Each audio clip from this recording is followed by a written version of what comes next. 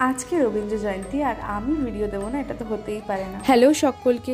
ছোটবেলায় রবীন্দ্র জয়ন্তী নিয়ে যতটা এক্সাইটেড থাকতাম, সত্যি বলতে এখন আর ততটা থাকি না। এই বছর রবি ঠাকুরের 163তম জন্মবার্ষিকী ছিল, আর এই বছরটাতে আমি অনেকটাই এক্সাইটেড ছিলাম। ভাবলেই কেমন অবাক লাগে, মানুষটা যেমন কবিতা গল্প লিখেছেন, তার পাশাপাশি বিদ্রোহের গান, বিরহের গান, ভালোবাসার গান সব রকমই লিখেছেন।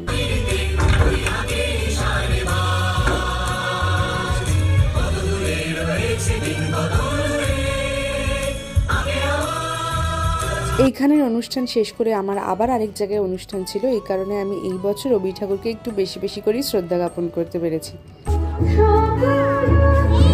মেয়েটা একটু বাদে মোমবাতি নিয়ে নাচবে, এখন মোমবাতি নিয়ে খেলছে খালি। রাগটা তো